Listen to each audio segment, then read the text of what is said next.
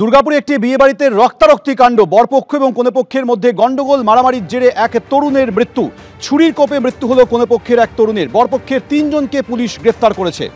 মদ্যপান করে নাচানাচি করছিল বরপক্ষ এবং কনেপক্ষের লোকেরা। সেই সময় গন্ডগোল বাঁধে। অভিযোগ, সেই সময় দুপক্ষের মধ্যে বচসার মাঝেই কনেপক্ষের এক তরুণ ছুরির আঘাতে গুরুতর জখম হয়। ক্যান্সারে নেই আর ভয়, NCRI-এ হবে এর জয়। আপনাদের ভরসা নেতাজি সুভাষচন্দ্র বোস ক্যান্সার হসপিটাল। পরে ওই তরুণের মৃত্যু হয়। এই ঘটনায় বরপক্ষের 3 জনকে পুলিশ গ্রেফতার করেছে। দেখিনি গুলি লেগেছে, কি করে মেরেছে। পুলিশ ধরেছে কাউকে? ধরেছে, অনেকজনকে ধরেছে। স্যার বলছে যে গুলি করা হয়েছে, তার জন্যই মারা গেছে। পুলিশ কাউকে ধরেছে? হ্যাঁ, ওই যে মেরেছে তার বাবাকে ধরেছে। কে মেরেছে? হ্যাঁ, অক্ষয়। অক্ষয় কি? পাশে না বেদ কি বেশ বলে, মানে ও কি বরপক্ষে? বরপক্ষে। হ্যাঁ, তার বাবাকে ধরেছে? হ্যাঁ, তার বাবাকে ধরেছে। কি চাইছেন এখন আপনারা? আমরা চাইছি তাদের শাস্তি হোক, সাজা হোক। প্রায় 22 ঘন্টা বেলঘরিয়ায় শুট আউটে এখনো পর্যন্ত গ্রেফতারি শূন্য।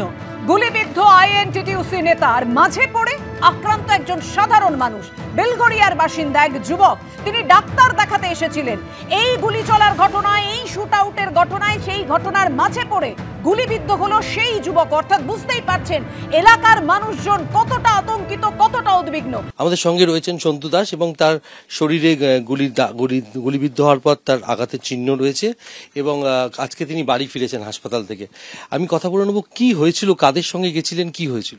আমি গিয়েছিলাম, একটা বৌদি গিয়েছিল, ওকে ডাক্তার দেখাতে গিয়েছিলাম, আমার ফিয়ান্সি গিয়েছিল। তো ডাক্তার দেখানোর পর ও বললো একটু চা খাবো। তো ওই চায়ের দোকানে দাঁড়িয়ে আমরা চা খাচ্ছিলাম।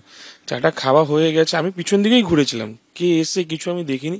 একটা ফায়ারের আওয়াজ পেয়েছি, তখন দৌড়ঝাঁপ স্টার্ট করে দিয়েছি। ওরা বললো মার, একটা গালাগালি দিল। দেওয়ার পর তারপরে ওরা আবার ফায়ার করছে, তখন দৌড়ঝাঁপ করতে করতে আমি এই ফুটে চলে এলাম। তখন ওরা গুলি ফায়ার করতে করতে চলে গেছে।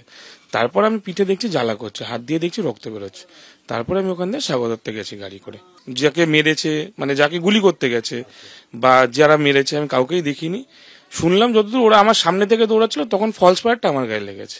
মানে আমি সামনে ছিলাম, একটা ফায়ার হলো, তখন দৌড়ঝাঁপ স্টার্ট হয়ে গেল। ওরা আমার সামনে দৌড়াচ্ছিল, আমি দৌড়াচ্ছিলাম, তখন ফায়ার হলো। এবার তারপরে আমি উল্টো ফুটে চলে এলাম দৌড়ে। আপনি তো কিছু জানতেন না, সেখানে ডাক্তারের চেম্বারে গেছেন, এরকম একটা ঘটনার সম্মুখীন হলেন, কতটা আতঙ্কে আছেন? নিশ্চয়ই প্রচুর আতঙ্কে আছে। এখন সাধারণ মানুষ, আমি চা খেতে গিয়ে যদি এরকম গুলিবিদ্ধ হয় তাহলে কি করবো বলুন, সাধারণ মানুষ হিসাবে। তারপরে চিকিৎসা হলো, তারপরে ডাক্তার ওটি করে আমার গুলিটা বের করলো। ক্যামেরায় দীপ্তর সঙ্গে সমীরণ পাল, এবিপি আনন্দ, উত্তর 24 পরগনা।